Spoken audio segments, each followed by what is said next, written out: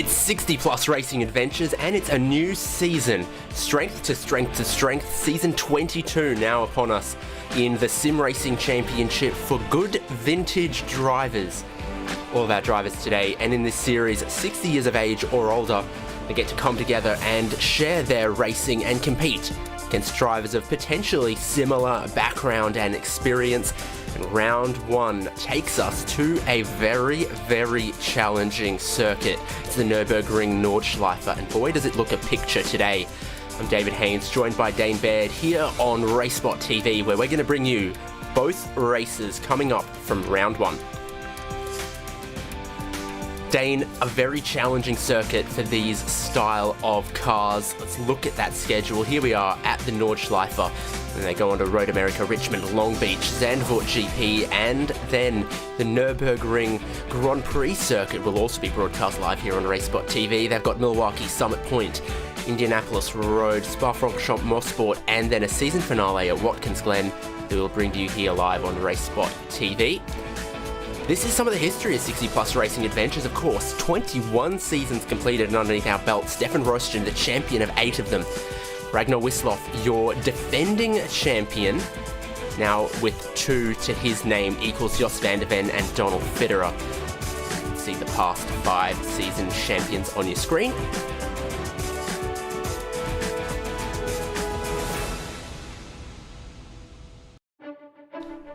So, the grid then for race number 1. Paul Stump on the pole position from John Morgan, Donald Fitterer, Ragnar Wisloff, Russ Addy and Bill Lawrence, our first 3 rows. You can see a defending champion Ragnar Wisloff there on row number 2. He's got Greg Gilman and Ernie Cancio on row number 4. Row number 5 is Greg Garris and Bob Kern. Barry Hills and Mike McCormick have row 6. And on row 7 we have Joel Martin and Wally Molesby, followed by Peter Holstrom and Steve O'Malley. Finally, in 17th and 18th on this 9th row of the grid, Pierre Dion and Liv Hellberg. Out of the top 18, Bruce Granheim, Brandy Shoemake running out the top 20, followed by Bruce Poole, Franz Brink, Michael Bailey and Johannes Jorrison rounding out the top 24. Indeed, a lot of drivers here without qualifying times because this is a very long circuit. Drivers only got one opportunity. Many places you can throw away a qualifying lap around here. So Rory Collins, Jack Turner, Robert Love, Douglas Beasley, Eugene Clark, Oyvind Anderson, Jerry Kerr, Gene Moore, JC Hay, in that order. Without a qualifying time, can still obviously start the race and very likely will do. It will be a rolling start. Here they are on the long Dottingahua, definitely a place that is going to be some action and excitement area when we do get racing. They are ready to go rolling for the truncated formation lap here.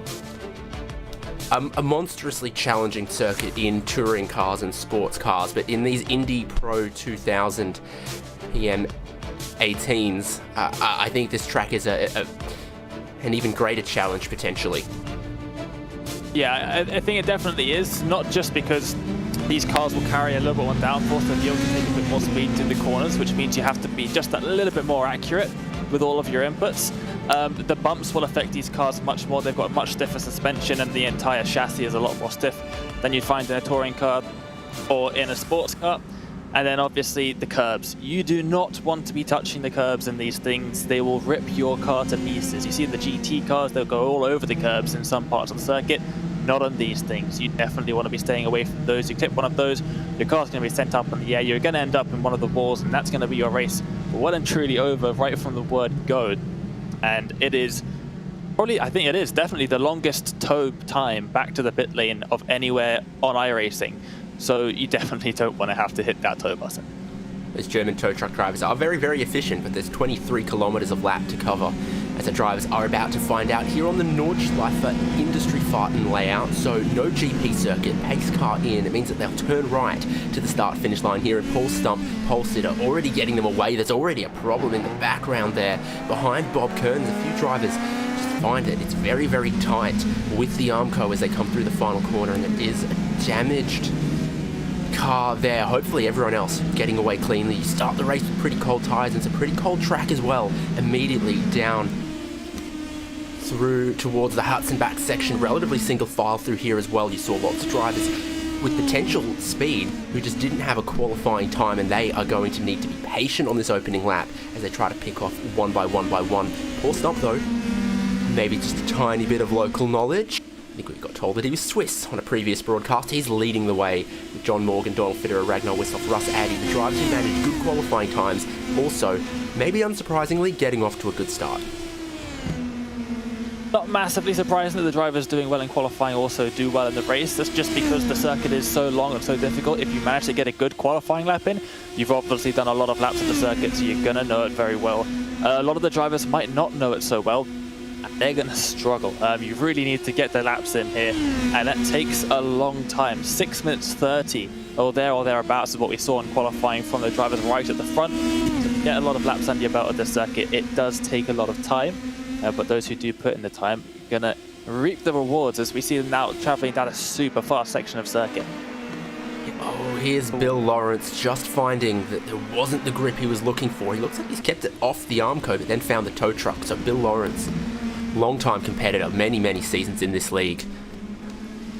Looks like he might be out or delayed from race number 1 at the moment. One thing I will say though, this is a layout that has not changed very much at all since it was set down. Most of our drivers have had 60 plus years to learn it. Front, Paul Stump not being pressured. John Morgan in second though is a little bit. Donald Federer was up towards him with the slipstream. They come towards some of the more technical sections of the circuit here. Especially that part beyond the carousel, I think will really challenge the drivers in these kind of cars because there is a lot of curbs, a lot of blind crests, and not a lot of long straights. That's what should be hit miss. Some of these corners are going to be even more difficult than usual, especially that final sort of sector. If you're going to split it up into 3 sectors of the Nordschleife after the carousel, between the 2 carousels really, you want to be sending it over the curbs as the fastest way, but definitely not in these cars. There's a bit of a lock-up from the number 26, Steve O'Malley there, and he's going to get up on the curb on the inside as well and just end up letting by Cancio, Ernie Cancio in the number 420, just making their way through now. Super difficult section over the bridge, the wall, even closer than usual on the outside there. Make a small mistake, lock up a break into there, and well, that's a very easy way of ending your race. In off-roading terms, the breakover angle of these cars is very little, so you find yourself with a wheel over some of these aggressive, very tall curves, and the car bottoms out. You've got very limited control in that circumstance as well, and that hindered Steve O'Malley from getting back going again. Still no change in your top 5 behind. That was a gutsy move there that has cost time for Greg Garris up the hill. This is where some of the battling might happen towards Bravery Corner. I think Garris will just hold on to that one from Mike McCormick. We saw Wally Molesby and Joel Martin, who are immediately behind, were side by side. Typically want to go single file for that very fast commitment corner. Very narrow as well on the exit, and then the wall just tightens everything up even more. Loads of grass on the outside. It's one of the biggest challenges of the circuit is run a little bit wide. You've either got a huge curb, as you can see now as they head their way in towards the carousel. Who's going to take the banking, who's not going to take everybody looking to take the banking. The pretty tight banking as well, not a lot of width to it. Very bumpy as well, very easy to drop a tyre off the end of that, and then you're going to be spun straight around. Luckily there's quite a bit of run-off on the inside of that to help you out a bit, but definitely going to lose a ton of time by doing that. Everyone taking the banking. Michael Bailey is making a pass by taking the banking when someone else has missed it. So where are they? Back here, 20, then 21st, Pierre Zione. That mistake that, put your hand up, we've all made once or twice. You carry just a little bit too much speed, trying to hook the banking in the carousel, and you get spat out outside. And that happened to Pierre Zione, and very opportunistic Michael Bailey, a pass that could only happen on the Nordschleife, takes that banking and makes the pass stick. Now into that part of the track that we were talking about, oh so challenging in these style of machines. Oh, Steve O'Malley, more problems with the curbs. Oh. And this time a much heavier impact with the Armco. It just managed to get away with it on the inside. I thought that was going to be the one that would hear me out. But hear me out. Not enough. Turns out the car was Steve O'Malleyable. Oh dear. That's... Typically Paul Smith wouldn't even give me a response, so I gave you something. I get what I deserve. No, I get what I deserve on that one. Poor Steve O'Malley, obviously struggling on just lap 1 of 5 in this one. Luckily for him and our other competitors, 2 races today, both of them 5 laps. It's a clean slate for race number 2. And a lot of the drivers making small mistakes in qualifying, not even just making it off the track into the wall, just a slight bit wide, getting a 1x, and that's going to end the qualifying session. Slight bit wide for Joel Martin, catching the grass, then catching the curb, and then big hit on the Armco. I feel bad for whoever came through after him that just managed to pick up some of the debris. dotting her for the first time, fastest part of the track, big slipstreams. I think Paul Stump in the lead is just far enough clear at some of the spots behind that are in contention. Bob Kern is leading the group there.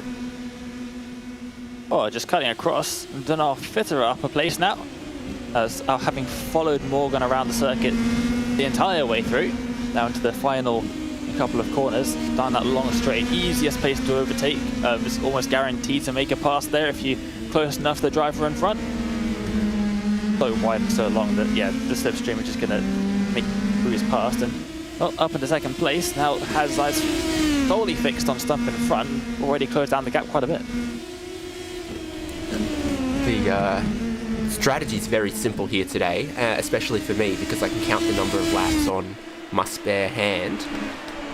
You only need to make one pass, one lap. Oh, that was Bailey and Kerr exit of the little carousel, mini carousel. Going side by side, not the easiest place to go side by side. The track tightens up if it can actually get any tighter. It does tighten up a little bit there and just into the wall on the outside, harshly to the stop. Ooh. Yeah, so driver on the inside without the grip, and both of them end up in big trouble. Here's Federer going for the lead round the outside of Schwedenkreuz. I could see chaos in my mind somehow. They've managed to cleanly negotiate that. Very brave move, very risky, but takes Donald Fitterer to the lead. Paul Stump right behind him, and you saw that kind of going side by side there allowed John Morgan to stay close. Single file down here through the foxhole and then up towards Adnauer Forst. One of the trickier braking zones because you're turning the entire time, switching direction, all the while trying to slow your car down for what is a very slow chicane. Not quite the slowest part of the circuit. Oh, he's off. Stump's had a twitchy moment through the slow section there in what ought to be second gear, and the pole sitter running in second just caught some of the grass, and he'll end up in a YouTube highlights compilation at some point.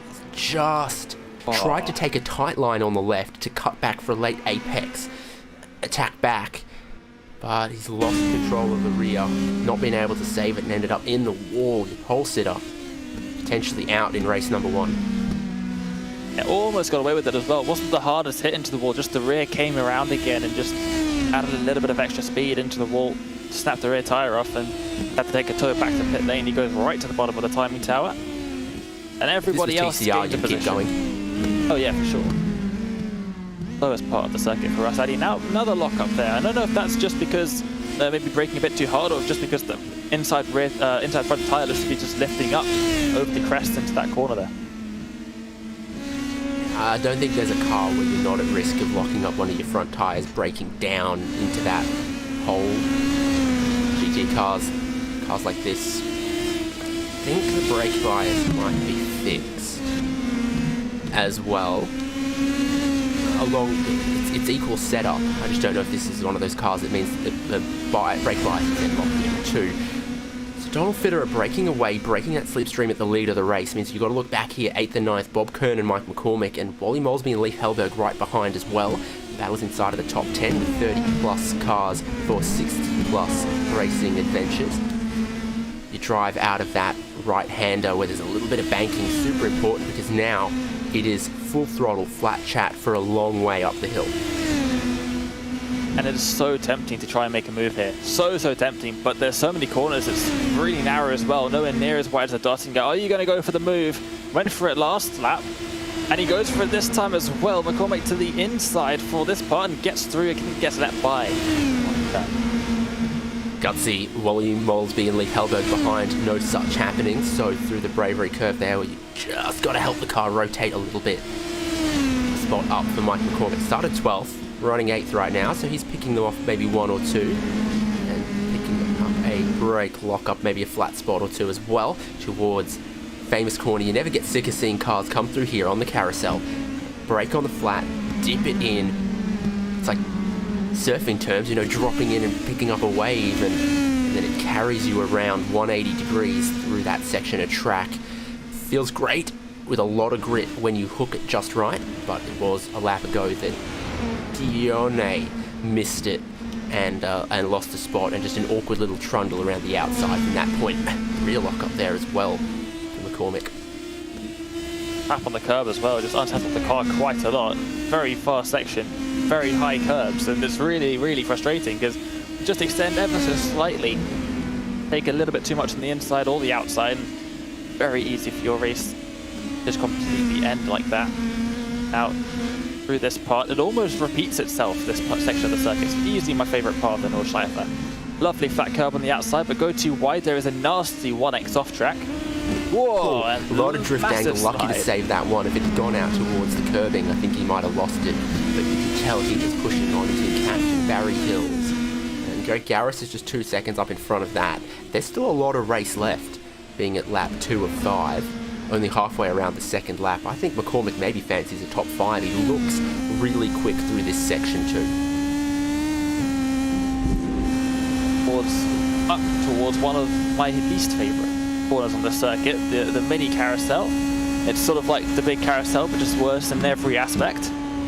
Has a fairly awkward exit as well, where the track just keeps turning. A little bit of a touch on the curb on the inside there for McCormick, and look how much Bob Kearns just caught up. Into the mini carousel they go. It's another one of those corners that, you know, 9 times out of 10 you're like, oh, I could have carried a bit more speed in there, and the 10th time when you do, you get spat out, you find the Armco, and your Nürburgring 24-hour teammates are very, very angry at you. So, it's looked aggressive, but just maybe the rear tyre temp getting away from McCormick, as we've been watching from Bob Kern. Oh, there's just over a second to Barry Hills, the next car up as well, and all of them want to stay in line, stay in the slipstream, down the long Dottingahua. And that's no exaggeration. We've been riding on board with Bob Kern down this entire thing, and it's still not over. You think that bridge is the end of it? Nope. A little bit of a corner and some tight S's. This is where you want to start to be braking somewhere around here as well. Bob Kern opting to brake a little bit earlier than McCormick. All over these curbs at this chicane, but nope, not on this car. And then drift all the way out the outside to start yet another lap. We go for lap 3. Spin Schmitz curve, number 1 T1 on the Nordschleife. Track, another one of those corners there where just the natural elevation and camber of the environment then breathes through into the track and it drops away from you. Here is Pierre Dionnet. Looks like it might be his teammate-ish there, or just similar colours as they get around Jack Turner in green and yellow. Clark. They look very similar from behind it, at least. They certainly do. Not just a Drivers' Championship, of course, in 60 Plus Racing Adventures. Several sub-championships as well. So there's the Super 70s, which is a special trophy award for drivers 70 years of age or older. There's actually quite a few in that now. Drivers who've joined as 60 plus, stuck around a couple seasons and then found their 70th birthday snuck up on them, but still on iRacing, still enjoying these battles and trying to score some points. But then add to that, there is a teams championship. So there are a lot of drivers that are teamed up into teams of 2. And so if separately, they might not be challenging for a title. Together, if they can be consistent, that's something to race for week on week. And it's also good just to have a teammate just for practice purposes when you're in this sort of thing, because oftentimes you're practicing on your own, yeah, fair enough, but having a teammate to practice with, you can practice racecraft, especially at a circuit like the Nordschleife, figuring out what the problem areas, the trouble areas when you're following a car closely. That can make the difference between you being able to do that with another driver or just understeering out into a wall when you go past one of the faster corners. Just all things like that are great just to have a little to practice with each race. It's awesome to see that they've got little teammates in this series as well. Feels sort of spreading out a bit, which is not surprising considering the circuit that we're racing at, but still quite a few for them to spread out into. Yeah, loads of room for them to spread out into, but still a couple of cars still in close proximity, and even if they're not close enough to make a pass here, if they were this close on the Dottinger, then they're more than close enough to make a pass. A lot of the times the racing here does feel like it's 20 kilometers of poodling around to set yourself up to maybe be able to slipstream down the 2 kilometers of the Dottinger Hoor. Oh, here we go. Kern's had a lockup or two, and Leif Hellberg's now looking around the outside of the Lauder Kink, which the name should suggest maybe not a strong idea there. And I think this is Bergwerk.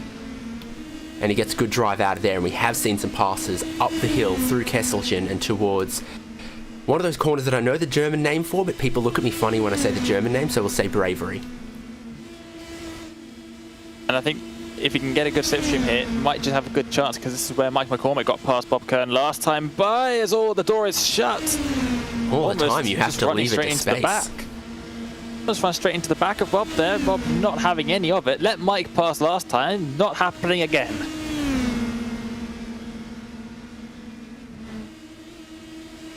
I wonder if some folk do get a little more stubborn as they age. Bob Kern, Leif Hellberg battling over 9th and 10th here. Another little lock-up for Kern.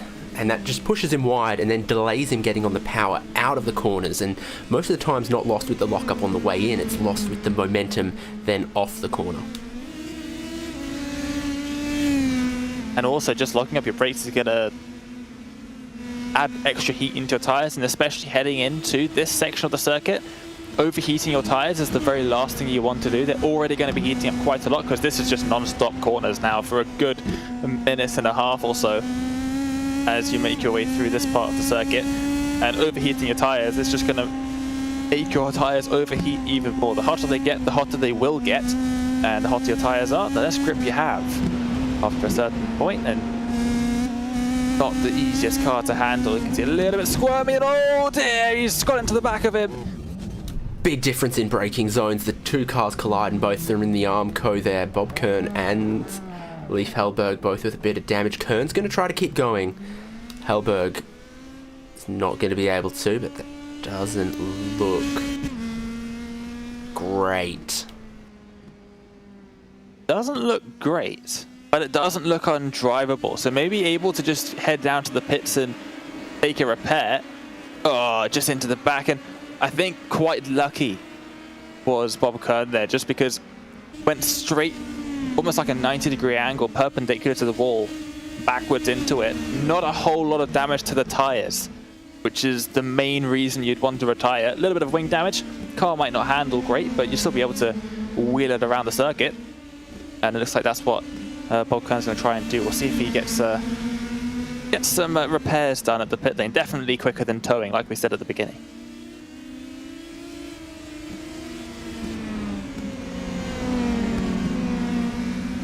So this would look like Eugene Clark has maybe been catching up to Bruce Granheim here. And Jack Turner, who they passed just short of a lap ago, is managing to stay with this. They go towards, I think that's, one of these is Flint Scarton, one of these is Stefan Beloff S. Is this the Beloff S here? Love the circuit. I know the circuit like the back of my hand. I've done many laps around the circuit. I ain't got a clue what any of these corners are. So at 200 kilometers an hour, you're not reading those Yokohama signs. Fair enough. No, I know that they're there and they're awesome, and I noticed them. I think, oh, that's a cool detail. Oh, Granheim misses a little carousel, and Eugene Clark gets past. Oh, missing a little bit of the right-hander that feeds onto the Dottinger Hood, just catching the grass. So easily done there. It'll cost you momentum onto the straight here, and if Jack Turner's got his wits about him, he'll just start lining him up down the straight. Lucky. I would say that's very lucky to get away with that one. Just slightly over, a bit further to the left, put the power down a bit earlier, and that's spinning around into the wall, probably collecting the driver behind as well. Jack Turner's got some kind of aerodynamic damage. He's not able to hang with them so much. Or at least he wasn't coming onto the straight. Yeah, Kern has pitted for damage repairs, it seems. Smart move. Rather than, use those infamous tow truck drivers. The car was not okay, but not horrible enough that he had to tow, so he's driven around to the pit lane, and that will actually potentially enable him to still fight for a top 10. Whereas I don't think Lee Hellberg's car has even made it back to the pits yet. No, and probably still several minutes away from that. And it's awful. Those tow trucks, they do take their precious time, and especially when you're in a race, it's like, just let me get back onto the circuit. At least they take you forwards around the circuit instead of backwards. That would just make things even worse. So McCormick's continuing his charge. Remember, we saw him battling and trying to take some positions earlier. Now he has caught Barry Hills. It's taken him maybe a bit longer than he was expecting. But now, what about the... Too late for the trademark move around the outside of Schwedenkreuz towards Orenburg. But maybe close enough for him to not have to wait for the Dottinger Hohe if he gets a good run up that hill towards the carousel, maybe. I'd put that down as the best passing opportunity that's coming up next for McCormick if he's feeling racy.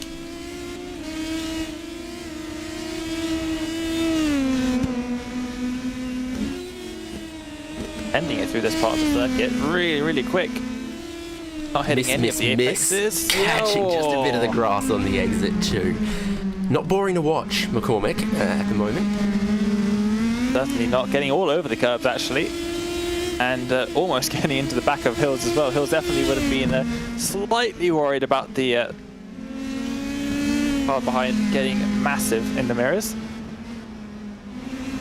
Awesome to see them throw the car around the circuit, though it never gets old watching cars around here. Yeah, when they came out, these Indy Pro 2000s, they were on that newer tyre model that was designed to maybe react a little better to, you know, slides and aggressive yaw angles. So right out the box they drove with a bit of attitude to them. And I don't think any subsequent changes over the last year or two have dialed any of that out. So the fastest way to drive them is with the tail out a little bit, but you've got to be careful how much heat that puts into the tyres, because eventually you ask for too much and you end up in trouble. McCormick not able to pass up the hill here.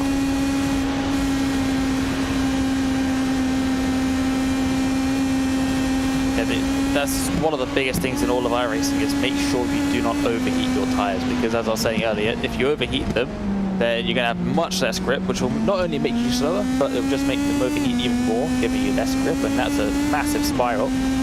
So whilst you do want it's a very simple flow chart to follow, isn't it? Oh yeah, tyres are hot, car slides. Tyres are hot, car slides. See step A. Want to get the maximum grip out of the car that you can without overextending the tyres. You want to drive just slightly under the limit. I have a feeling like these two are also catching Greg Garris. McCormick's overdriven it coming up the hill, just averted disaster, millimetres from the barrier. Ooh, how has he avoided that? That's very lucky. He's been really sending it around this part of the circuit, around the whole circuit. Just got slightly too much. Oh, he hasn't got away with it that time. He's sending it everywhere around the circuit. Just a couple corners later, across the grass as well, glances the barrier and keeps going. Come on, there's still another lap left, Mike McCormick. How many lives have you got? Takes a sneaky 1x on the outside of this one as well. It's all the right-handers. Goes around the right-hander. Oh, and he's 3 strikes. He's not out yet. Oh my goodness. But he's got the most infamous of them all coming up now. He's got a drop into the right-hander.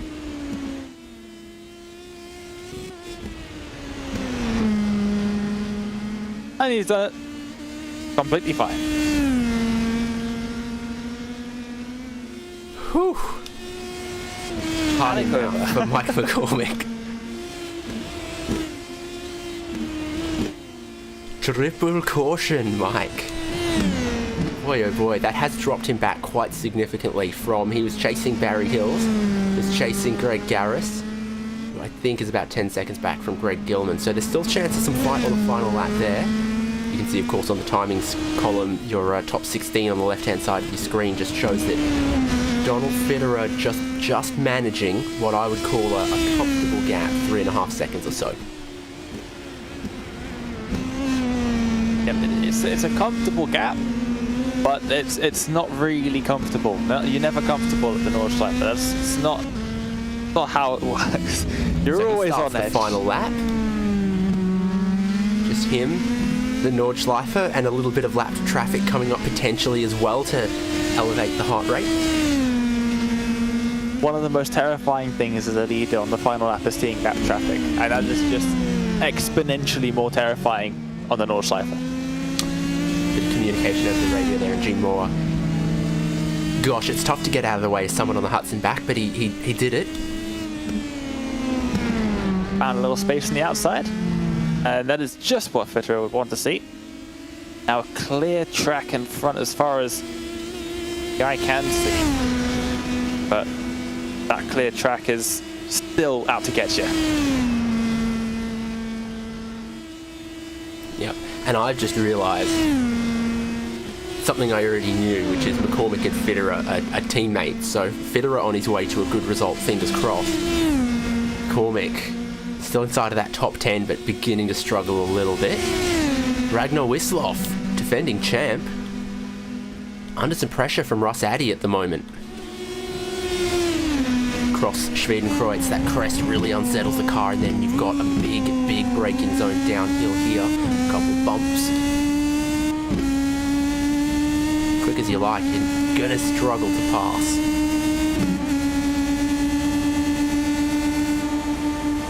No way. No, he's gonna have a look. I think that was the smart thing, Ross. That was not gonna work.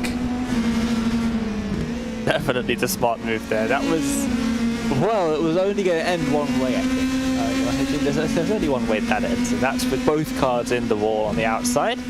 The smart move was made there.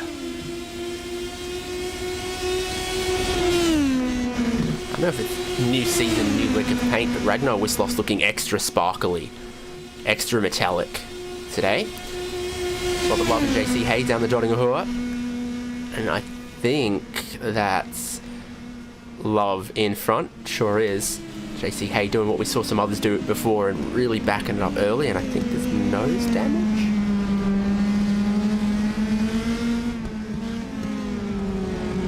Quite see. Does look like something at least on the front of that car. So they start their final lap now, 22.8 kilometres on this just Nordschleife only layout. Best layout. This day. For a sprint race like this, I'd say yeah.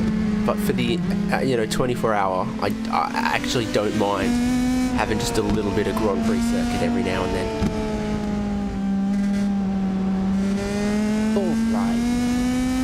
You don't go past it. Actually, I kind of like the VLN layout. See, I don't like the VLN layout because that hairpin, I have never, in 4.5-5 years of driving the circuit, ever managed to get that corner right. That hairpin that cuts out the bottom of the Grand Prix loop, never able to get that right. So Ross Addy is going to have a couple more opportunities to try to get on the podium for race number 1, but we are on the final lap. They're about halfway around that lap. There are only a couple real good opportunities remaining, and one of them is the Dottinghur. In fact, it feels like it's almost all corners the moment you take that right-hander towards the carousel, then uphill towards the highest elevation part of the circuit. From there on all the way around to Close carousel, not really any places to pass. Here's Piazzione. He was facing the wrong way about a lap ago, had to do a 3-4 point turn to get facing the right way, but obviously not too much damage if he's trying to get back past Rory Collins as well, and Douglas Beasley, very familiar name to me, long time competitor in this championship, with them here as well. Oh, huge delta of speed, different braking zones, and both of them are in the wall there. Huge, over the top of the car in front as well. Straight into the wall. Both cars definitely out of this race on the final lap. Also on the final lap, coming towards what is the end of the lap, it looks like. Towards the final few corners of the Nordschleife before heading out onto that Dawson Jones. What a slow-mo shot this is. Yay. Now that's a lot of damage. It's going to take a lot of flex tape between now and race number 2, when both of those drivers will hopefully dust themselves off. Get back out there.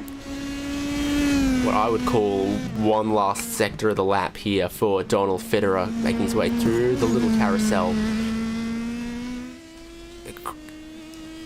Galgenkopf? I'm not sure on the name of this corner, but everyone knows the Dottinger Hoher. You get a good chance to look around when you're just throttle pinched to the floor. Oh, there's a car off on the side there. Just probably a lap car just parking up on the right-hand side of the straight. Not too sure why that would be. Now just a long straight, so you can think about all the ways you can mess up the final corner and put it in the wall. Terrifying thoughts in the lead of the race. Looks like Wally Molesby and Peter Hallstrom have had a problem with Craig Garris too. A lot of drivers falling apart on lap 5 of 5 in race number 1 of 60 Plus Racing Adventures. One of those drivers is not Donald Fitterer. Started on the second row of the grid, took one spot, run away with this thing in race number 1, and he's going to start season 22 in the best fashion with a win for number 23, Donald Fitterer. Well, he deserved. Pulled out huge gap from Morgan behind as well. A couple places up during the race as well. Defending champ Ragnar Wisloff gets third. So a couple of those other battles we were maybe going to be looking for on the final lap have not ended well. Wally Molesby, understeer, grass, Armco. That car is a little broken. He's got no drive. And poor Peter Hallstrom comes around the corner. There he is. That's not where Molesby wanted to be, but after he'd reversed, he found one of the drive shafts was broken. He was just a sitting duck there. Unfortunate for everyone involved. One of those things that happens in that blind, narrow, difficult section of the track there. Yep, not too many places you can adjust your line either. It's one very flowing section, so your line is predetermined quite far in advance. Around the corner, there's no time to react to anything that happens in front of you. Someone's stuck on the curb or stuck without a rear wheel to drive off of, then yeah, you're in for a world of trouble. This would be Franz Brink in 8th, Eugene Clark in 9th, also mostly by himself. Then Bruce Granheim and Jack Turner have just come onto the Dottinger Hoher, slipstreaming off each other. Jack Turner's going to go for it. So Brink, one more corner to find the finish line.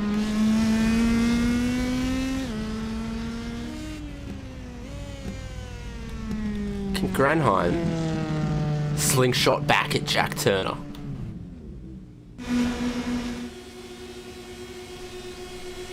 Yes, he can. So onto the Dottinger Hoher. Granheim was in front. Jack Turner in the yellow and green got past.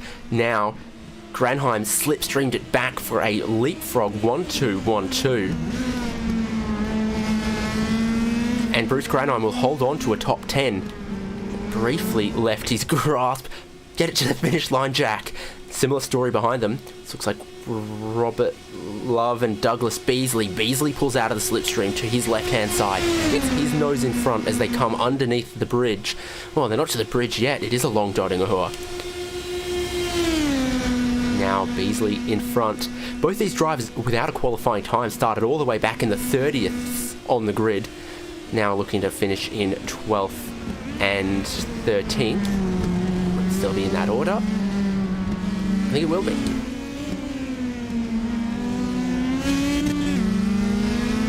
For all these drivers, they've done a great job just getting to the finish. A couple of drivers not able to do so, but it doesn't really matter where you finish. If you're finishing a race at the Nordschleife, you finished. That's a job well done in my eyes, at least. Okay, it's a big lap. There's a lot of field spread. Can take a while for everyone to get to the checkered flag, but they all have now. Donald Fitterer, feel like he may have finished and won a couple minutes ago, and he was at the head of the field there, ahead of John Morgan and Ragnar Wisloff. Your top three from race number 1.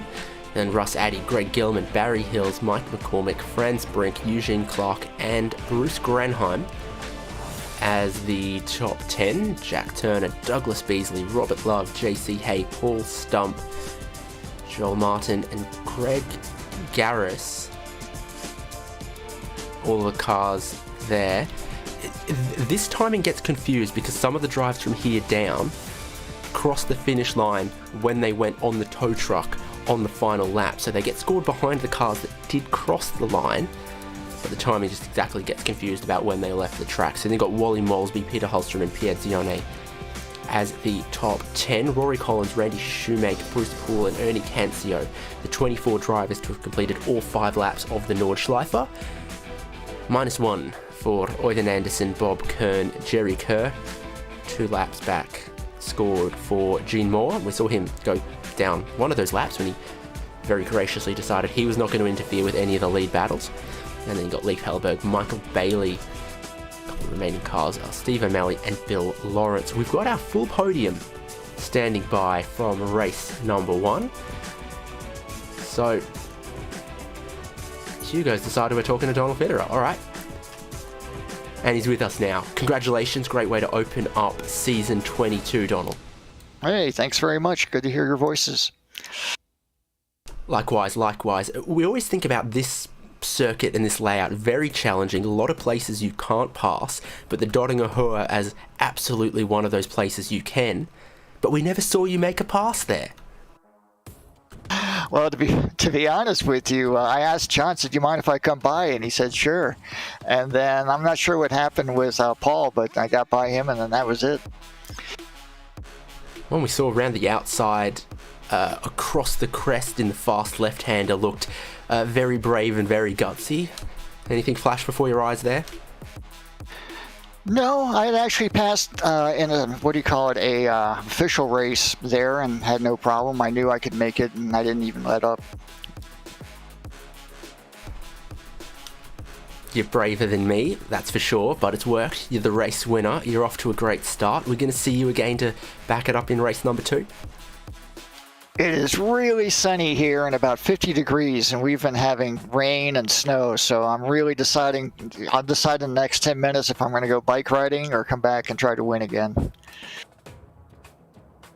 Tough decisions when you're top dog, leading the championship after the first round in season 22. Look forward to seeing more of you later in the championship. Cheers, David. Donald Fitterer, understandably, pretty well pleased with himself. A difficult circuit, and he's come away with a very clean result to take the win and start well. John Morgan was second, and he's with Dane Baird. John, welcome. Pretty good start to the championship, it's safe to say. Obviously, the Nordschleife, one of the most difficult circuits you're going to face all season. Get that out of the way nice and early, and a second place to start things off. Yeah, I'm pretty happy with that. Donald has been putting in a lot of practice, and he's been just a tick faster than me every time we've run together. So I knew it was kind of foolish to try to just keep up with him, because that, where that leads to making mistakes. And Ragnar was back there close enough that if I did, he would be right there. So I just tried to set a pace that I can keep Ragnar at bay. And there are rumors spreading around that Donald might not be with us for race number 2. If that's the case, what do you think? Is a win on here? I don't know. Paul Stump won both of these things, I think, the last time we ran here going away. And if not for that little hiccup, I think he and Donald would have disappeared. So if he's in for the second race, I'll certainly try to keep up with him for a while. And if he makes a mistake, take advantage of it. But he's another one that this track suits him very well. And Ragnar's getting faster and faster. He started out the week a little bit behind us, and he's just consistently gained time as practice sessions have gone on. And just quickly, one word about qualifying. It's a little bit different at this circuit compared to most others. You only really get one attempt, and with it being such a long lap, there's so many opportunities to make a mistake and 1x or just smash into the wall to end your lap. How much pressure does that put on you? Some. It comes down to understanding that you pretty much have to try to run a race pace on that qualifying lap rather than going all out like you might on another circuit. So you just try to settle into a nice rhythm, and because that's what it takes on this track, is just a nice steady rhythm, and that's where the speed comes from. Well, thanks a lot for having a chat with us. Congrats on P2 and good luck for race number 2. Thank you.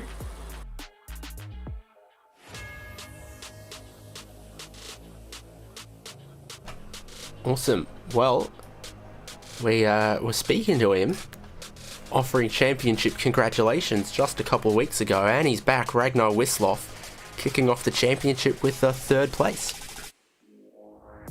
Yeah, but quite a distance behind both John and Donald, so these guys are really, really quick, and it's a challenging track.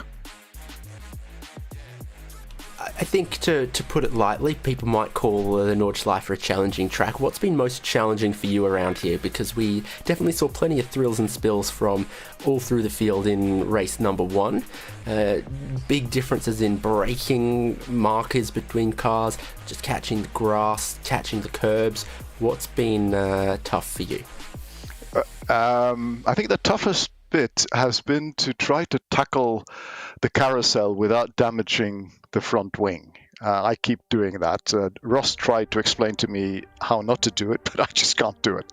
So if you look closely at my wing, I'm sure it had lots of chips on it at front and on the right-hand side. That's been the challenge, but mainly the challenge is staying behind or staying within the white lines. And there's so many corners, so many combinations you need to get right, and if you get it wrong, the wall is 2 feet away. Precisely, always seems like it. Yeah, so the name of the game is drive to survive, I guess. One hand for the company and one hand for yourself. And am I seeing correctly? Is that just a slightly redesigned paint for this season? Did you notice? Oh, thank you. I did. Yes. It took me maybe 20 minutes, but I was like, is that a little shinier? No, I put the lighthouse on top. It's red so that people can see me, and red wheels, and a little red stripe up down the front, just to make a little bit of a difference. I noticed you guys spoke, I think it was the first race over the previous season. You spoke about paints, and I thought, well, I'm not going to change the paint. The paint has a story. It's my fun car. I have a fun car that I use in the summertime without a roof, and it is a very nice blue color, and that's the blue color of this car, and then it's silver because of my Silver Fox racing team. Good. And now a lighthouse because you like a bit of sailing? Yes, absolutely. You need a bit of a nautical twist, don't you think? Absolutely. Every colour tells a story. I happen to know someone who is a slightly bizarre lighthouse hobbyist and has a giant Fresnel lens in his living room from a decommissioned lighthouse. It's all rather interesting. That's a rabbit hole all of its own. Yeah, I hope he doesn't. Hope he doesn't light it. They can be quite strong. Yeah, indeed. Well, thank you for joining us. Congratulations on that 3rd, and best of luck rest of the season, rest of your racing. Thank you, guys, and thanks for sticking with us, making excellent productions, fun to watch for everyone watching us, and for us to watch afterwards. Thank you. Thank you. They're all such gentlemen, Dane. Maybe one day, a couple decades in the future, we will be so polite and erudite. Not me. I'm going to trash talk until well beyond 60 plus, I believe. So, a nurse in a retirement home will bring you your meal and tell you it's dinner time, and you'll be like, "Get good, scrub." Of course. Well, the Nordschleife is a challenge, but round 1 of 60 plus racing adventures is not done yet. We take a little break here on RaceSpotTV, and when we come back, we're going to get to take a little bit of a look at some of that qualifying and that qualifying strategy they were talking about. Really then gear up for race number 2 at the Nordschleife. Don't go too far from RaceSpotTV coverage, because another 5-lap challenge coming up.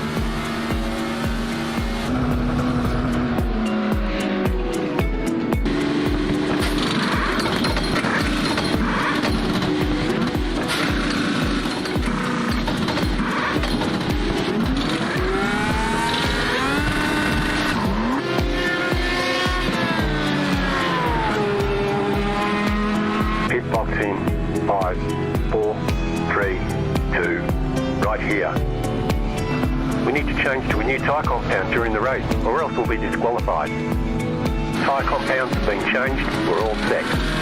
Don't forget to pit for more fuel. Fuel level is cutting it close to the finish. We've put in plenty of fuel to finish the race.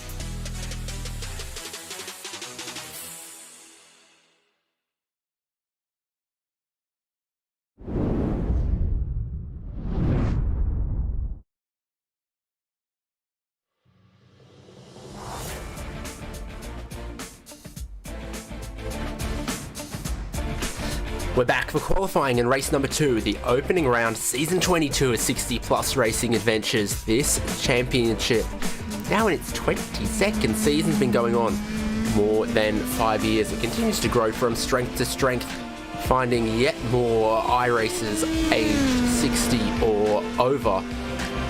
Maybe an underserved niche in sim racing, but they've carved it out and had some very, very interesting competition over the years and over the seasons.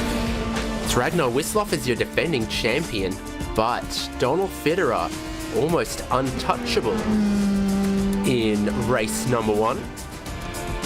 What can he do? It looks like he's on his first qualifying lap, and with a 10-minute qualifying session around the Nürburgring Nordschleife, this will be his one and only qualifying lap. So qualified third for race number 1. Now attempting his best for race number 2. And Dane, he did share with us his strategy and his sort of mental preparation for trying to do a Nordschleife qualifying run.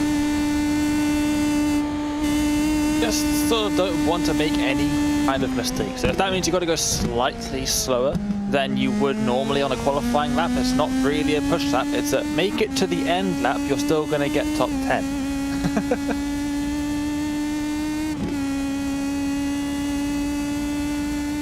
Realised I even set up a timing screen with all of the mini subsectors that would be useful for this kind of session. For Donald Fitterer, we ride on board with him, and it's looking pretty good. I think this gels with the philosophy he told us of, you know, try to treat it like a race pace lap, where you give 95% everywhere, and you stay within the limits, and you don't over attack or take too much risk, because he knows, as we know, probably still half of the field will maybe have a mistake or an issue on their qualifying lap here and not be able to get one. Any qualifying lap probably sees you start in the top half of the field. And he made some moves in race 1, moving from third to take the race win. So I think starting, absolutely not a foregone conclusion that someone a bit deeper in the field can win race number 2. Oh no, wow, my best sectors look awesome. Paul Stump fastest in sector 3. Donald Fitterer fastest across the first 2 sectors.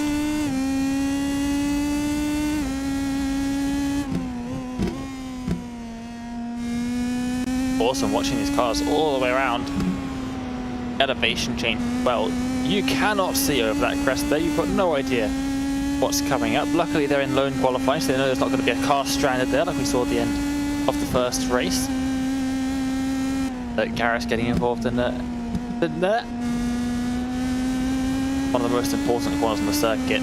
Really long flat out section after that right-hander. You can carry a lot more speed than you'd think through there. It looks super tight and then it just opens up on the exit.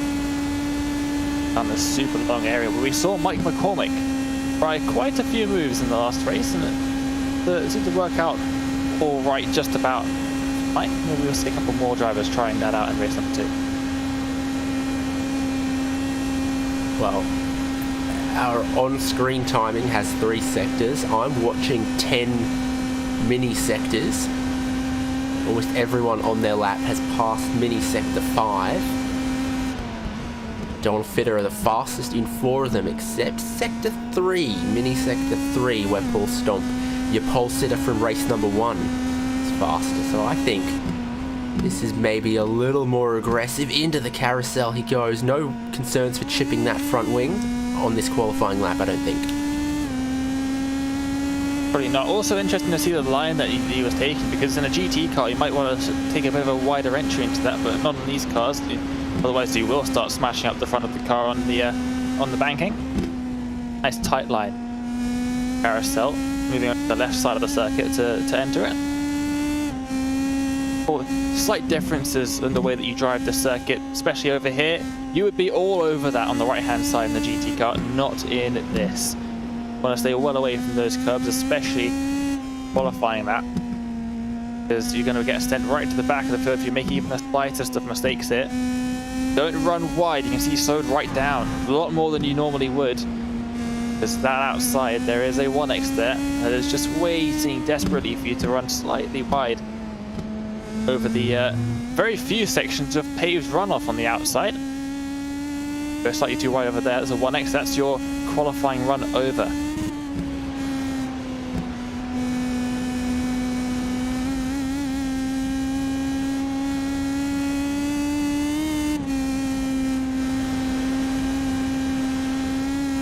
watching Donald Federer, and based on all the sectors, he's the fastest out there at the moment. Could be looking for pole if he can just bring it home.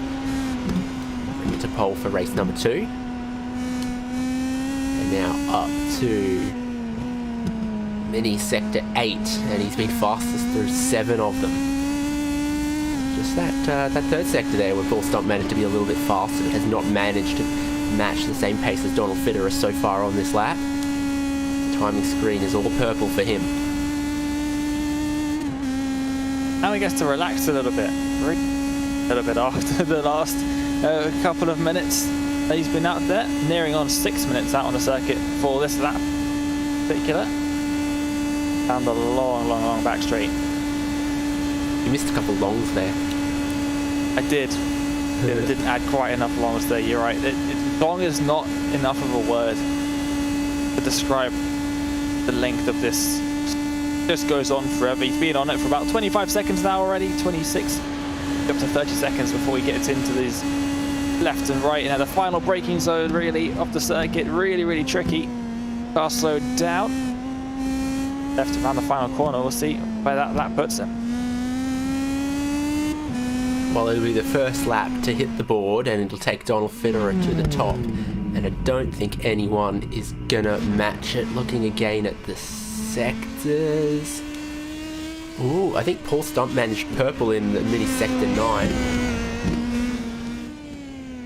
And as he comes to the line, it's only going to be good enough to put him to second, but you can see not too far away at all from Federer. Federer just had a slight edge on him most places around the circuit. And I don't think the timing from mini sector 9 really matters, because I think it's entirely just the dotting a hoa.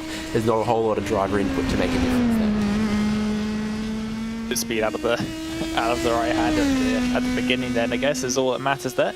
But it was less than a second of a gap between them. And when you're talking about a regular circuit, just under a second or 9/10 or so is a pretty big gap.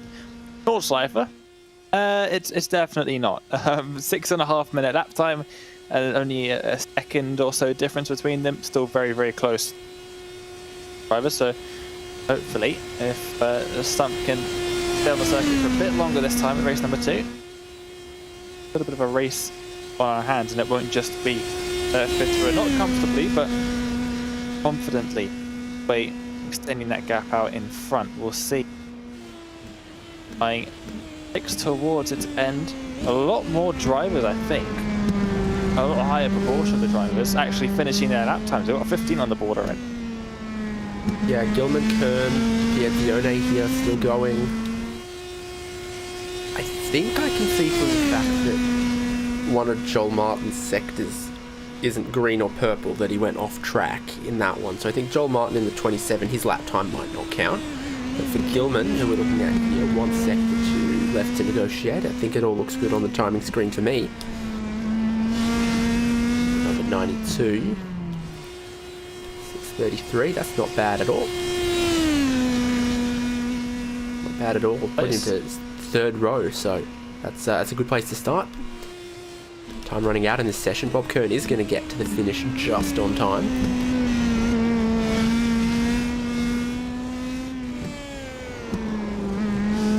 Ooh, nice little drift through the final corner. And you can see the time, 6 minutes 41 seconds.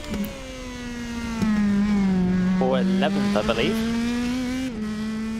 What's the lap invalidated? I don't think the lap was valid. Oh dear. That should still put him up towards the front, though, I believe, of the driver who didn't set a lap time, but that's qualifying over. Yes, it is locked in for race number 2. Donald Federer starting on the front row. Paul Stump's 2nd front row appearance, but not on the pole this time. He'll be around the outside. Not a great place to be for this rolling start. Row number 2 is John Morgan and Russ Addy. And row number 3 is Leif Hellberg and Greg Gilman. A good qualifying for Gilman, who we just caught the end of. Greg Garris, Ernie Cancio for row number 4. Row 5, Barry Hills and Jack Turner. Row 6 is Eugene Clark and Bruce Poole. Then rounding out the 17 drivers who actually managed to set a lap time. Starting grid, Peter Holstrom, Randy Shoemake, Gene Moore, Pierre Dion and Owen Anderson 17th. And we do have a lot more cars than that actually on the grid though. I think the grid, including those able to start, because you can see visually a lot more than just 17 cars. I think we're going to have Bob Kern, Bruce Granheim, Rory Collins, Robert Love, Joel Martin, Douglas Beasley, Jerry Kerr, JC Hay, Mike McCormick. So for me, for my money, Mike McCormick's the one to watch if he's going to take the start in this race. The number 99 up the back of the field at all. Like 18th spot's been reserved for Mike and not taking to it just yet. A lot of cars, especially if you're sitting at the back of this field right here and you're looking up front. That's a lot of cars. Part of the race here, and a lot of cars trying to funnel into a very narrow part of the circuit. It looks fine here. Got a nice wide stretch to the Dosinger, but once you get onto the Nordschleife true and proper, it's very sketchy. It was actually quite impressive the amount of wrecks that we had at the beginning of the first race, because it wasn't a lot.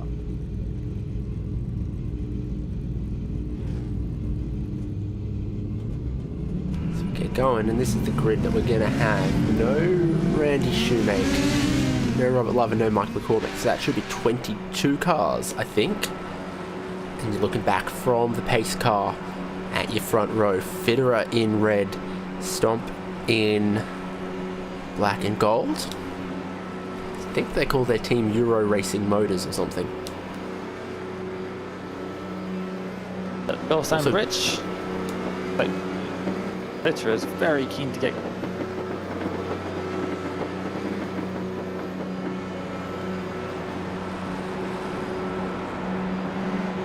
Race number 2 will be 5 laps, just as race number 1 was. Same strategy, same weather conditions, almost entirely identical. Drivers can carry over everything they've learned in race number 1 into race number 2. Paul Stomp is giving a lot of space to Donald Fitterer. Pace car's about to come in. We're about to get racing. And Donald Fitterer is in a different postcode. He's starting this race with a near second lead. Paul Stomp gave him a lot of free real estate, and it's behind there that you've got to look for potential chaos on the race start. Whoa. Jack Turner just runs up the back there of Ernie Cancio, who nearly tripped over Barry Hills into turn number 1. Now we do have a problem. First car into the wall is Pierre Zione. And Pierre is... everyone else is lucky that Pierre managed to just stick it into the wall and stay there, because bouncing off the wall into the middle of the circuit, that is a great way of ending a lot of drivers' races. But other John than that, Martin also involved in the check-up there. Running to the back of somebody else, slowing up for that instant. Like, we're now very much single file through the over the bridge. Through the Flugplatz. Ooh, a hint of understeer. Right there for Greg Gilman. By the end of race number 1, we didn't see anyone with a hint of understeer. Everyone looks like it was a lot of oversteer. Rear tyres take a little bit to warm up, and then they were good, and then they were getting a little too slippery for driver preference. Arenberg for the first time, and Russ Addy feeling a bit of pressure from Leif Hellberg. Both of them out a little wide, which I think you can get away with at that corner, given the placement of the bumps and the camber.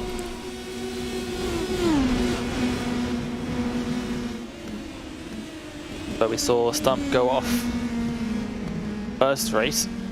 Very tricky braking zone, just got a little bit loose out of it. Everybody seemed to make it through nice and clean this time by though. Looks like very even gaps between everybody. 1 to 1.5 second gaps between everyone. Run 10 cars or so. It's all gonna dramatically decrease as we head down the Dosinger if they can keep it like this over this opening lap. It's sort of just a lap for everyone to get back into the swing of things. Having the cars in the mirror, and the cars just in front of them. I think everyone starts with their sensible hat on, and eventually that gets thrown completely off after that 5, yeah. It gets to you, yeah.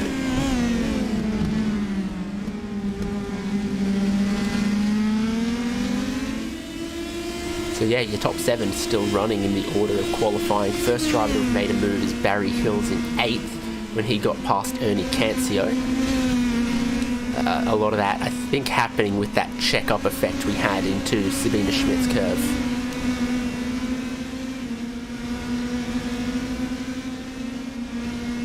Gap's starting to form, yeah, especially a little bit further back. But up at the very front, still a 1.5 second gap, which is not too... Ooh, what on earth happened for Douglas Beasley? Because he weaved unexpectedly before the braking zone. This is Joel Martin. What view did he have? Oh, Very little. like I thought, found the back of the car in front as they all checked up. All the drivers staying single file to the right-hand side of the track, watching what was going to happen to Joel Martin in the wall on the left-hand side. Oh!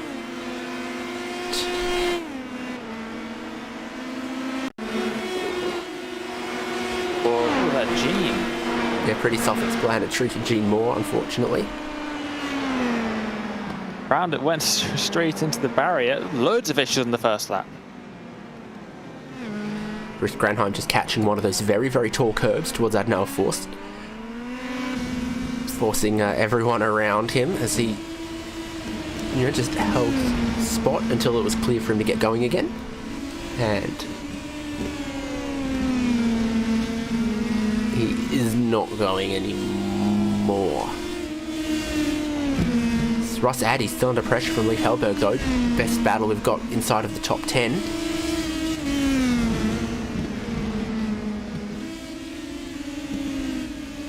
Starting to try and close the gap. This is the best sort of place you want to try and do it, because you've got a long stretch of corners and then obviously very long straight passenger, which is where you want to be as close as possible to the driver in front. Just slipstream straight past and back again. So that's a good time to try and close down that gap as much as possible, which looks like it's exactly what...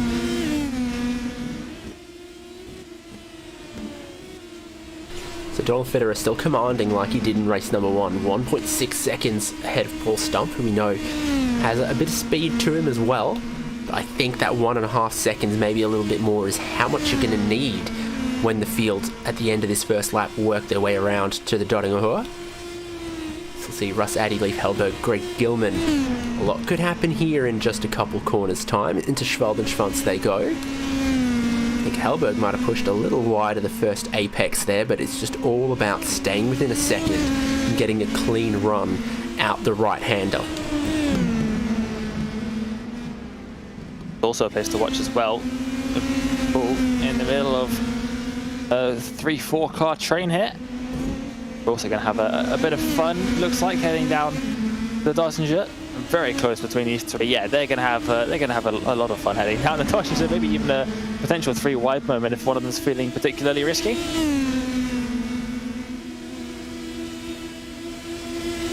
Can't spell frisky without risky. So Eugene Clark is maybe just picking up a little bit of that slipstream from Jack Turner, not quite as close as this next group. Pulls out, runs out of steam, ducks back into line again. All the while Bob Kern, I think, is watching, expecting fireworks. They're starting to swallow up Jack Turner here as well as they come towards the bridge. Jack Turner holds the middle of the road. They can't get around him, but Bruce Poole did get in front of Eugene Clark. Thought for a second, you're just going to pull down the inside into the little left kink before the heavy braking zone, but nice and clean between the four of them.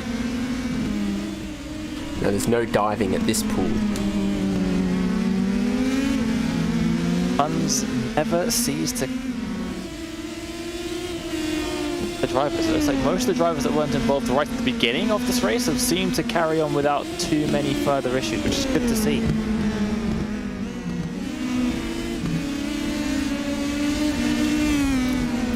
Certainly the tyre temperature and characteristics change quite drastically across these races. They start off very knife edge and cold, warm up, and then we do see, and the drivers say that the tyres start to wear out, start to give up a little bit, and you have to be a bit more careful towards the back end of the race. So you've got to be careful at the start, you've got to be careful at the end. Probably doesn't hurt to be careful in the middle as well. Leif Hellberg still in that slipstream range of Russ Addy, getting advantage from that, but not yet able or willing to get past.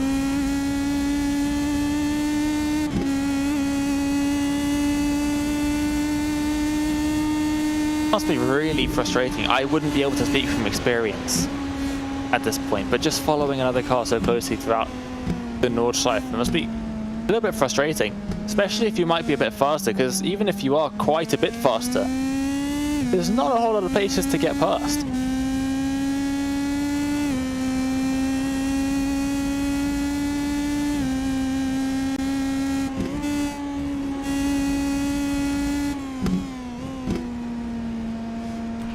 Mobile phone tower right there. It's very useful. Sure. Well, you need a way of getting contact of the tow trucks when you end up spinning it out on the outside, like we saw Beasley did. Save that one at the top of your contacts. There is actually a couple of signs around the track here that have the correct number printed on them to ring. As I've scanned the signs verbatim, has the Nürburgring number to ring, like, hey, yeah, I crashed.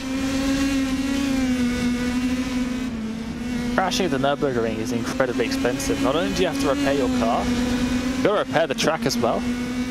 So you damaged some Armco on the outside of a corner that you smashed into, yeah, you're going to pay for that. So definitely not advisable.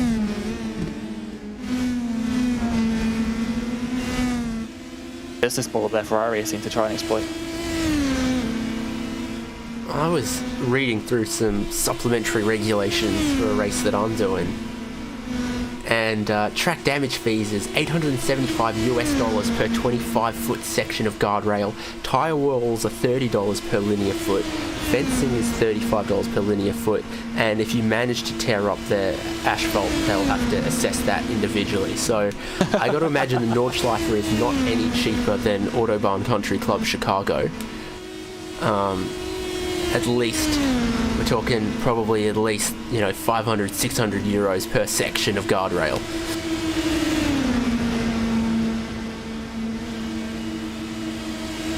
Turner, Bruce Poole, Eugene Clark, the group of cars that we saw battling down the Dotting Ahur about half a lap ago.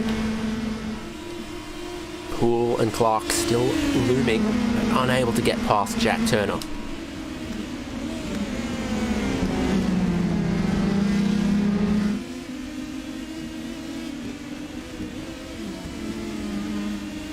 Oh, very defensive line already.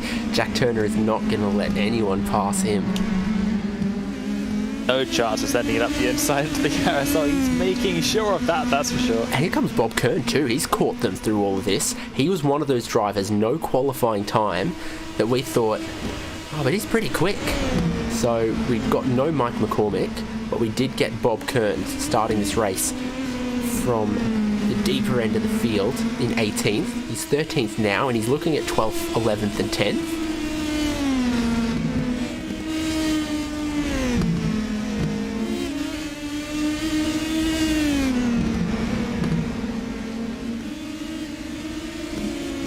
Absolutely my favourite part. As once more, you get some fantastic views of the cars making their way through here. Occasionally the occasional tree branch, but mostly just cars on the circuit. Tricky and deceptive corner, this one. Very slow. It looks like it's a nice fast entry, but then there's that little bit that just cuts out into the middle of the circuit, and you've got to adjust your line accordingly.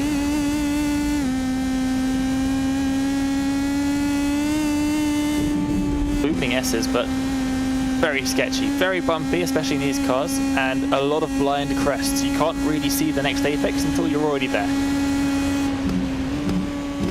So for Bob Kern, he'd think he's got the speed, but one pass is difficult. Poole, big locked brake, off the circuit. Watch the rejoin. 2 are going to get past him on the way to the little carousel, and then he almost misses that too. So in Schwalbenschwanz, a little mistake for Bruce Poole. Barry Hills and Greg Garris are side by side having a bit of a drag race. And I think they're on the radio to each other as well at this point in time. I would just stick my hand out of the cockpit with a gesture to let them know I wanted past. They're going to go side by side here. Who's going to back out? This is the interesting part. Oh, it is. No, they've had a 250 kilometre an hour negotiation and decided that Greg Garris can lead this lap. No such negotiations as they go 3 wide further back. Bob Kern looking to pick off 2 for 1. He got Bruce Poole in Schwalbenschwanz. He's gotten Eugene Clark down the Dottingerhohe. Now he's going to line up behind Jack Turner next. And Poole got back by Clark as well, so Clark getting ganged up on a little bit there. Got the 3rd lap. Not even halfway yet for these drivers. Probably one of the more taxing mentally circuits that you'll come across, just because of the sheer volume of corners that there are. Never get a break. Issues further back. I think Ernie Cancio kept that off the Armco. We need to get another look at that. That wasn't just over the crest, but certainly if there was contact, it wasn't very hard, was it? Yeah, they're not going to have to replace that section. That'll save them some money.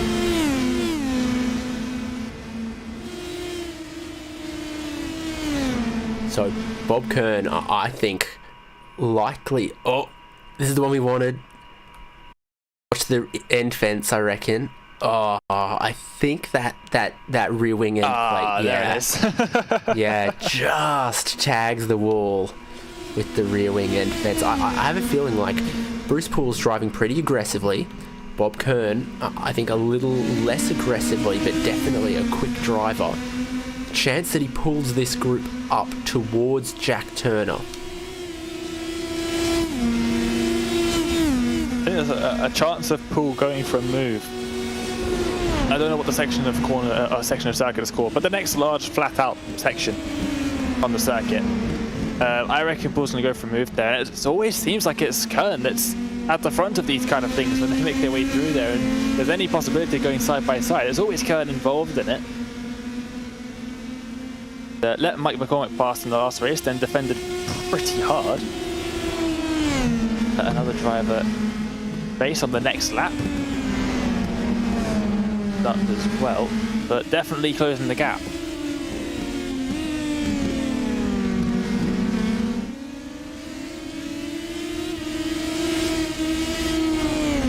Quick little change of direction here, flat out for these style of cars. Miss, hit, miss. Looks more like hit, hit, miss. Falling through here. Expect a tyre lockup or 2 or 3. That corner. One thing I noticed from the helicopter shots, by the way, they come to this little right kink here and the track opens up. It gets wider at the left hand side just there as they then come through this part.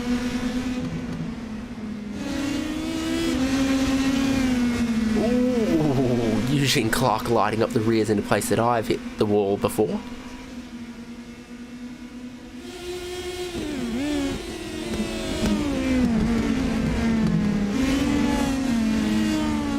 Drive off of Bergwerk, very important. Bruce Poole's done it well. Bob Kern's not close enough to Jack Turner to slipstream off him either.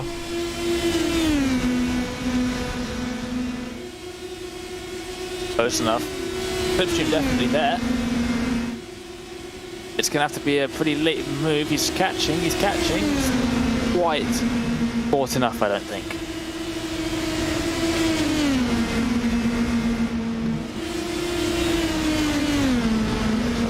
Time. Consider this, halfway through lap 3 is about the halfway point of the race. Donald Fitterer is just managing, just holding on to that race lead that he's got, now out to a comfortable little 4 seconds from Paul Stump, who's not been able to go with him. And John Morgan just a couple seconds behind that. Through the carousel, and it's been missed. Jack Turner's missed it, and they're all going to slide through on the low line and get past him. Bob Kern, Bruce Poole, making the pass on the low side of the racetrack. Can you imagine an oval that was just made entirely of 2 carousels back to back with the connecting straights? Martinsville? LA Coliseum, except with more banking. Martinsville has that sort of 2-step banking there, doesn't it? But Martinsville's probably the closest thing. It's not tight enough, not steep enough. It's got the spirit.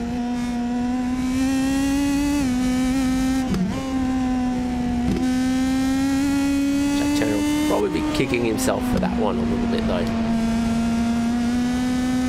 What about 4th and 5th though? You seen something? Just Poole got a little bit loose. Coming out of the right-hander there. Very easy to do as they head over a crest. Leif Hellberg spent basically this whole race kind of looking at Russ Addy and not able to get past. I feel like he's got the right distance, the right momentum onto the Dottinghua this time to maybe affect a pass. And Jack Turner's going to be doubly kicking himself because he's gone through the gravel and into the wall. Hellberg, how much more speed's he got? It's almost 10 kilometers an hour advantage. Closes up, looking for 4th.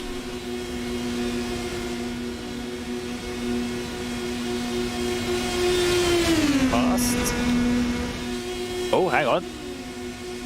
Russ Addy's not giving up on this one. He ducked back underneath, tried to pick up a second dose, and he'll hold the left-hand side by side as they go downhill.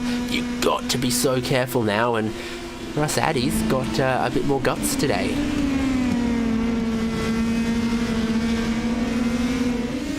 He'll hold on 4th.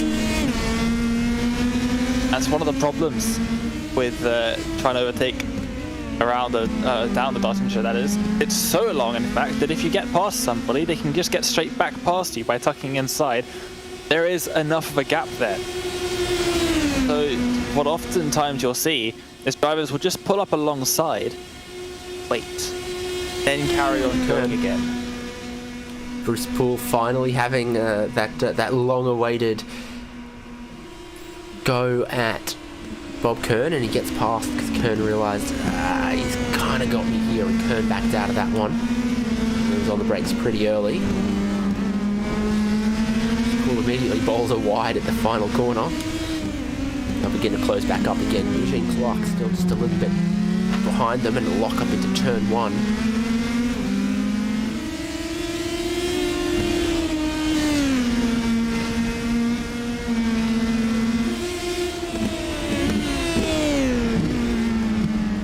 Drivers will start to take a couple more risks now. Their last couple of laps of the race. I get to get a bit of an advantage. I get this feeling like Bruce Poole is that kind of guy who races like everyone you seem to race with in official sessions, where they drive really, really well when they're in their mirror. They're in your mirror. But once they're in front of you, they seem to, lock up here, miss every apex there. So what I've seen is Bob Kern can get in front. Bruce Poole drives really well. When Bruce Poole's in front, just holds up Bob Kern a little bit. Always the way the pressure gets to you. It's the way the pressure gets to you sometimes. It's easy to be the guy in second place without the pressure, and just brake a tiny bit earlier and know that you'll catch all of that up on the next straight in the slipstream anyway. Yeah, the slipstream is a huge advantage. They make their way down now, opening up. All trying to extend the advantage over slightly as they make their way now down. Really, really tricky part of the circuit.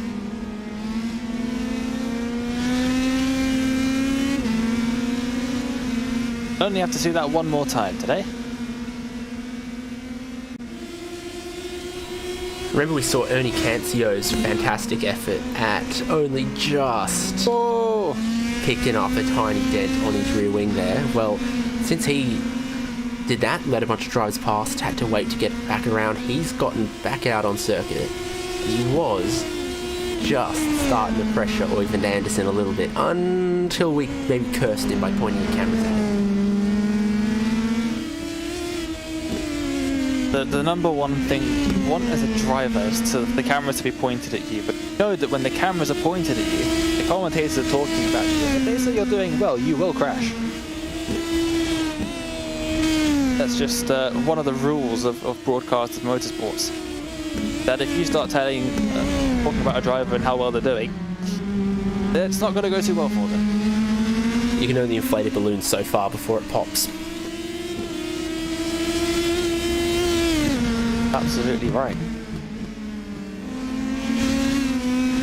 Still got 22 drivers in this race.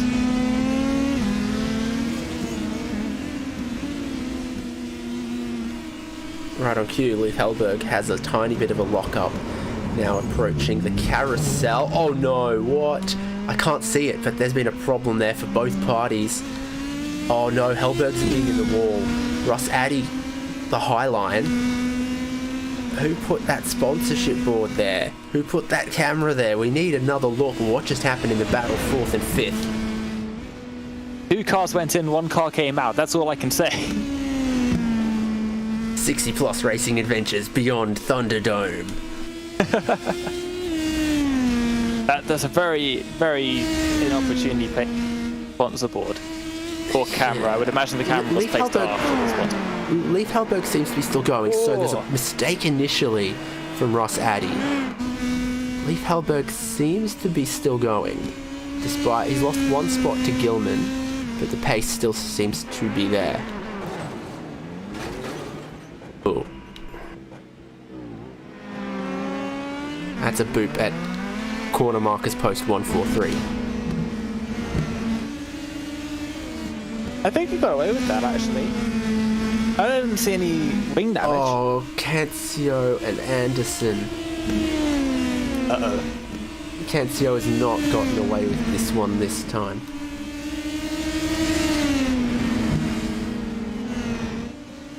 Almost a masterclass in avoiding the wall a couple of laps ago. They emerged from the trees. Actually a pretty cool shot of the cars there. Despite them being blocked from the view for a second. Awesome to see them just surge up super high speed. Funneling their way through the corners.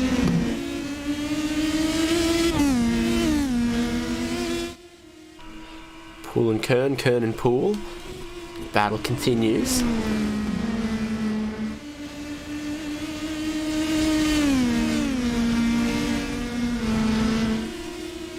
Bruce Poole's doing pretty well for himself in this section this time. It was just a couple corners from here that he had that pretty big lock-up and went off track earlier on. In the left-hander of this section right here.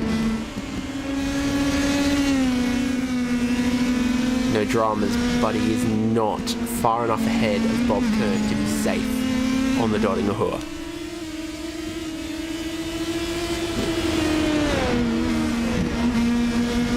Probably got a hefty enough gap.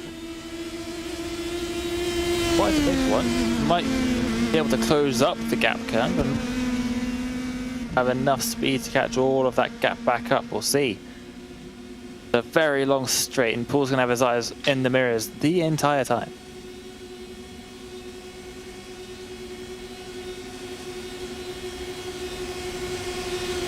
Yeah, it's a long piece of string, and he's closing it and reeling it in.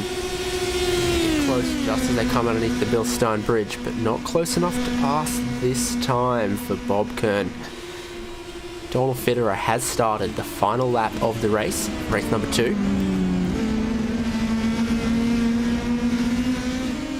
And his drivers are about to do likewise.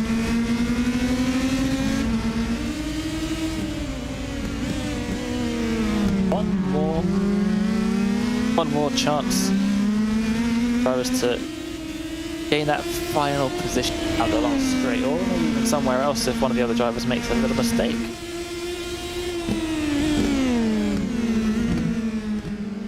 The concentration might start to lapse a little bit though. They've been driving around the circuit quite a while now. not including practice, this would be a lot of the drivers' 12th lap. You can only do so many laps around before you start feeling the effects of it. Takes a toll on the brake. You go to sleep and in your dreams you're just doing more laps of this place. I've done that before. It wasn't good. It was the night before an exam as well.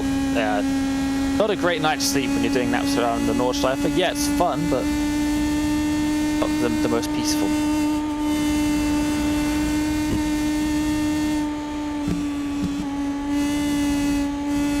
Ooh, hold on to it there, Bruce Poole. Car really walked out wide across the crest.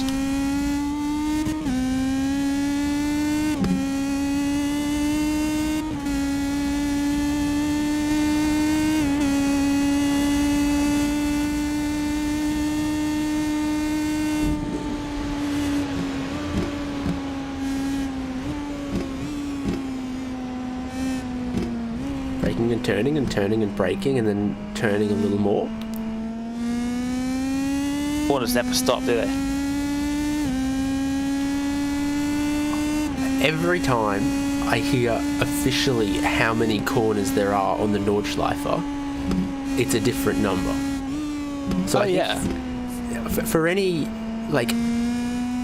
number you want to come up with, you can find a definition of corner that will mean that's how many there are. You're like, okay, that left kink doesn't count there, but this counts as 2.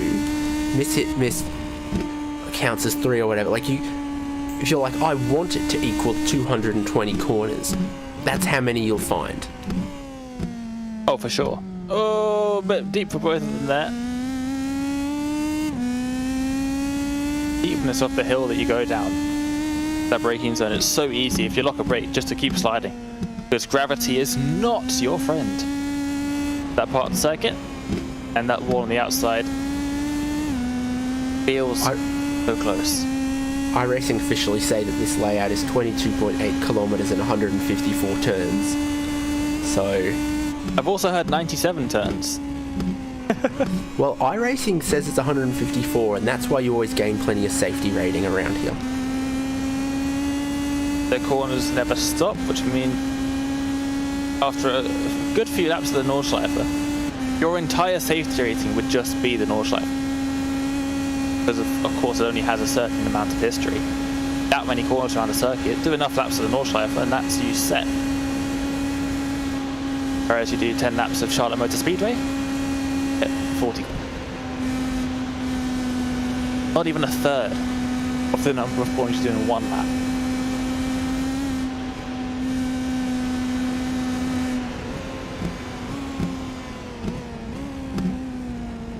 So therefore there's officially 770 turns in this race.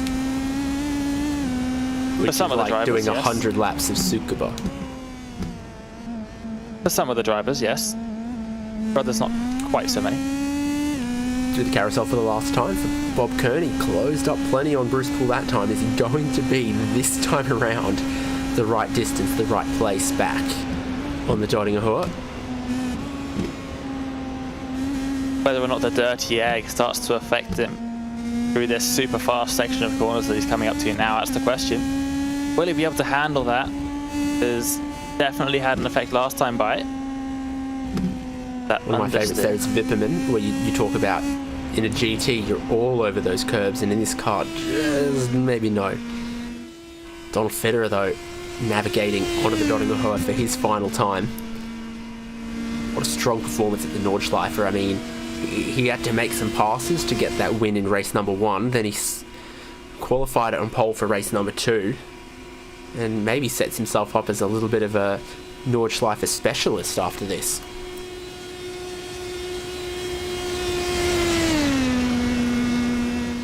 More than a good way of starting off the season, isn't it? One braking zone.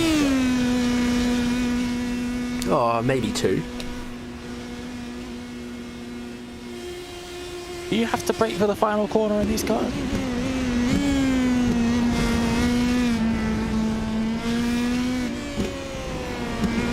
Yeah, he dropped down from 130 to 100 kilometers an hour as he then went through the final corner to take the win in race number 2. The first round of this season 22 at 60 Plus Racing Adventures belongs to Donald Fitterer. The high line through the Kleiner's carousel belongs to Bob Kern. He might have had a little bit of a miscommunication with the braking with Bruce Poole, who then digs up a bit of the grass across the top of the hill. And surely, Bob Kern, this is your chance to take 9th place on the final lap. He goes through. No, Bruce Poole, I think, has lifted up and let him and made him go for it. Can they leapfrog back? If they get too fancy, Eugene Clark is right there as well. Oh, Kern might just have it. Yeah, I think Poole might have lifted off just slightly too much. Going to be close. Oh, he's gaining all that speed now. He just massively increased and side by side. I don't think either of them has got to back out now. Surely not. Bruce Poole's gotten in front. Bob Kern not willing to follow him quickly through the Tiergarten. Oh no! Catastrophe! Overshot the braking zone. Bruce Poole into the wall in the final sector. Bob Kern goes through to 9th. Eugene Clark goes through to 10th. He was too busy looking in his mirrors, and he's missed the braking and made a significant error very, very late on. Doesn't Bob Kern suddenly look like the 300 IQ genius in all of that? I think maybe the added speed of having all of that draft down Dossinger just caught Poole out a little bit there. Well, he's going to get that tow truck pretty quick smart, though, from that location. We've got JC Hay and Robert Love in 14th and 15th here.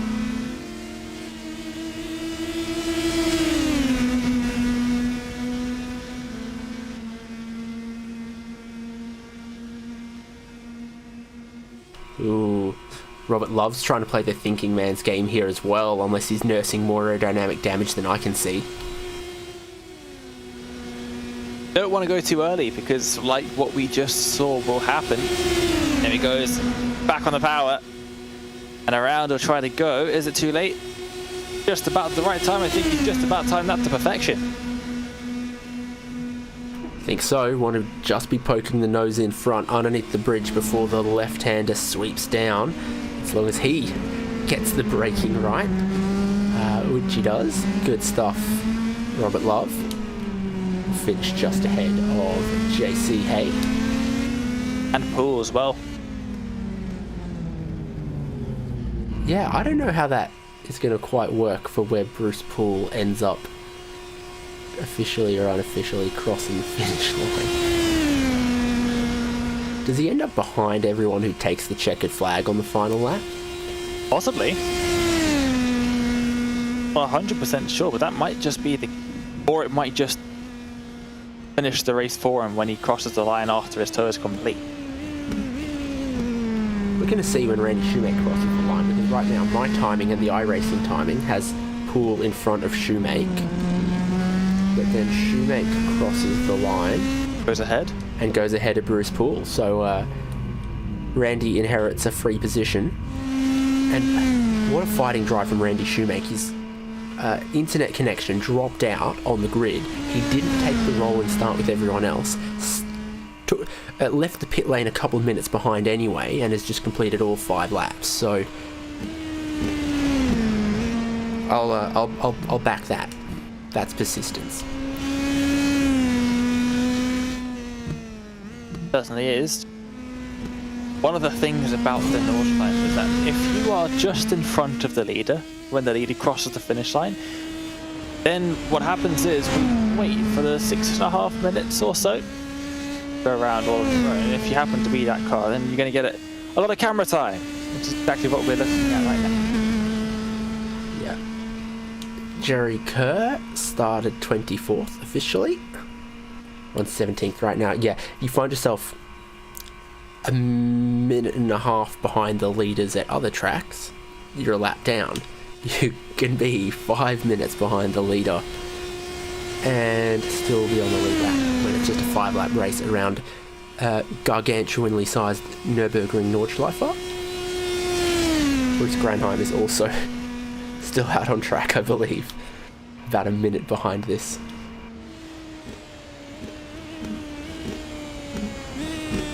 Final braking zone, well, heavy braking zone at least. Not too much is going to go wrong if you miss the braking point for this final corner. And you go. You can finish in the gravel and the grass out there. The timing line for the finish line extends all the way across.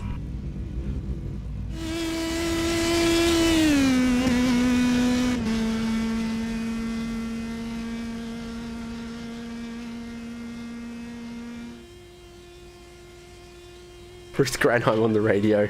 I'm sad we can't actually play it across because he got on the radio to all the other drivers and said, "I'm coming, guys. I'll be there." He knows what's up. He knows everyone else has crossed the finish line and he's still heading down the Dotting Ahura underneath the bridge.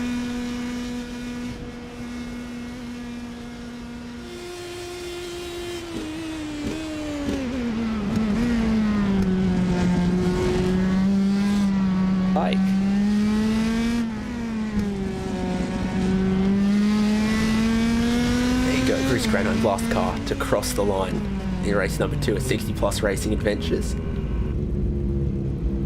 Only many minutes behind your leader, Donald Fitterer. What a performance. No one challenging him in race number 2. Really strong consistency across 2 races as well. He'll be well pleased with that, and he might be well pleased he didn't go for a bike ride as well. You can do that now. You're welcome to go out and touch the grass and smell the roses now, Donald. Got Paul Stump, John Morgan, Russ Addy, Greg Gilman. That's a good performance, I think, from Greg Gilman. There for 5th, moving up 1 spot. He was ahead of Leif Hellberg. Weird little incident at the carousel for Russ Addy and Leif Hellberg. And Greg Garris, Barry Hills, Bob Kern, Eugene Clark, the top 10. Bob Kern was one of the biggest movers in the race there as well, biggest move inside the top 10. So Bob Kern, only driver without a qualifying time to finish inside of the top 10. He can hang his hat on that one, I guess, for the rest of the week until round 2. Peter Hellstrom, Rory Collins, Robert Love, JC Hay, Randy Shoemake, Jerry Kerr, Bruce Granheim, last car taking the checkered flag, 6 minutes 13 seconds later. Bruce Poole, you can see, gets scored in 18th there because he wasn't able to cross the finish line. So I think that's ahead of everyone who was a lap down, but behind everyone who actually crossed the line. He's in a weird little no man's land there between those 2 groups of drivers that sees him scored 18th, ahead of Douglas Beasley and Gene Moore, Oyvind Anderson, Pierre Zione, Jack Turner, and Joel Martin. Well, again, got a couple of drivers that will graciously have a chat with us. So, how about John Morgan? Catch the guys who do this, but... Hi, John. Sorry to interrupt you there. No problem. We were just chatting. Yep. A podium for you then? Yeah. Again? Yeah, another good race. Just don't quite have the pace with Donald and Paul. I tried to stay with Paul, but he was just a tick quicker. So, but good race. Well, Donald's now got 2 wins from 2. Do you think that's because he's a specialist for this track, or is he going to be one to watch for the whole championship in season 22? If he races the whole season, he can definitely win the championship. He put in a lot of practice, as did I, but I think we both just realized that for a track like this, a lot of practice counts, and it showed. It kind of showed today. Paul is just sort of naturally fast here. He's always been fast here, but I know Donald has told me he put a lot of time in. John, it feels like you've been racing in 60 Plus Racing Adventures almost all the time that I've been covering it. We're now in season 22. They've got to be doing something right. You keep coming back. The championship keeps rolling on. What is it about 60 Plus Racing Adventures that's given it such longevity? I think it's the respect that everybody has for the other driver, and you know what iRacing can be like, and I think that when you get to 60 Plus, you find that even though guys make mistakes and people crash, there's almost immediately an apology, and the racing just seems to be good from front to back, and I just think that's what brings people back.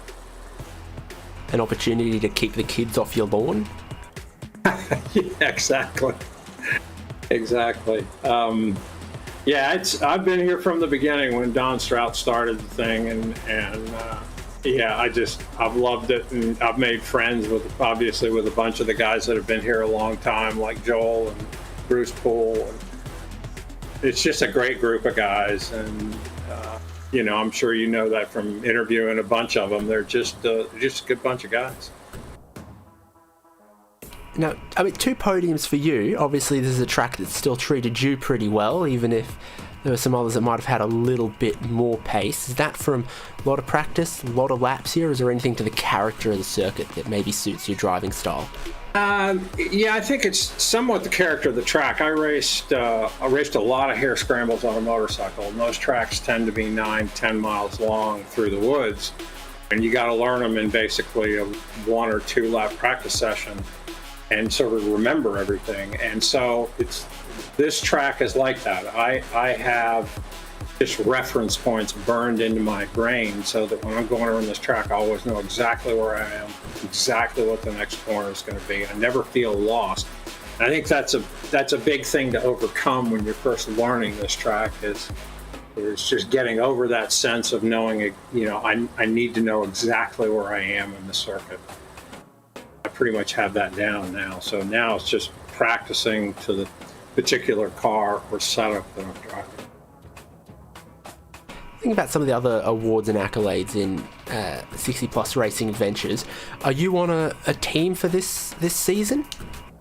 I am.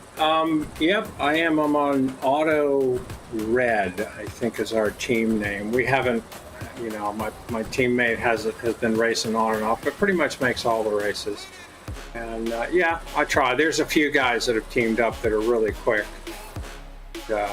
Yeah, I've not put a lot of effort into the team thing, which I should. I should probably coach them and try to help them. But. Thank you very much. Congratulations again, and we're broadcasting 2 more races later on in the season, and maybe we'll see you then. Yep. Thank you. You guys do a great job. Good luck next week. Thanks. Well, we've got John Morgan again. We get Donald Fitterer again, and this time it's Dane Baird's job. Well, once again, we welcome you back. Thank you. To the commentary booth, and once again, you're up on the top step of the podium. 2 from 2 so far from the first round. Must be pretty pleased with that. Oh, I'm very happy with it, and 0x both races. Oh, wow. Now that is even more impressive. Even if you had finished 5th and had 0x in both races, it's still even more impressive than winning both races in my books anyway, at the Nordschleife. So fantastic stuff to hear that. I want to ask you one thing. I was going to ask you this already, but what did you take in from the first race into the second race that you might not have known already? I can already think of one thing. Race starts. Had a flyer. Yeah, I'm pretty famous for as soon as that pace car goes towards the pits, I'm going as fast as I could go. And the other thing I learned was, I forget what corner it was, but I found a little bit more speed on in the first race, and I wasn't able to use it because the car wasn't in the right position until the last lap of this race, where I was able to get down into the 626s. That's a good 2-3 seconds off of your ahead of your qualifying times as well. I did want to ask one thing. It looked like a lot of drivers were struggling, particularly towards the end of each of the races, with oversteer. Maybe the tires overheating it. What did you think about that? I had absolutely no oversteer all during the race. I was fighting understeer. I'm not sure what would cause that, except maybe they're overheating the rear somehow. Especially that, and especially in the second race as well. You didn't really have too much opposition. How difficult is it to stay motivated to go quickly at a circuit like this? Obviously, you're out in front by a good few seconds, but you've got to keep that up despite the circuit being pretty treacherous. That's funny you should mention that, Dane, is because in like the second to the last lap of this last race, I was starting to think about something else. I said, no, stop. Concentrate on what you're doing right now, because you're going to crash if you do that. Well, brilliant first round from you. Obviously also a two-time champion. Do you think that third championship might be on the cards here in season 22? Well, Dane, I bought a really nice RV, what's called a Jayco Terrain, which is based on the Mercedes four-wheel drive chassis, and I'm heading to Oregon, and I'll be on the road for about 2 months. But we're not going to see you for most of the rest of the season then? My trip will start the last week of April, and I'll probably be back sometime in June. Well, and at least you're going to be here for the next couple of rounds at least. Starting with round number 2, just real quick, what are your thoughts heading into Road America? That's another track that I really enjoy, and if I get in as much practice as I did on this one, it should be fun.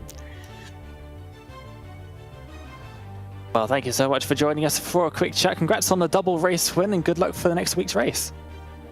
Well, thank you, Dane, and thanks to all you for broadcasting. I'm sure it's a tough race to broadcast because we're all spread out.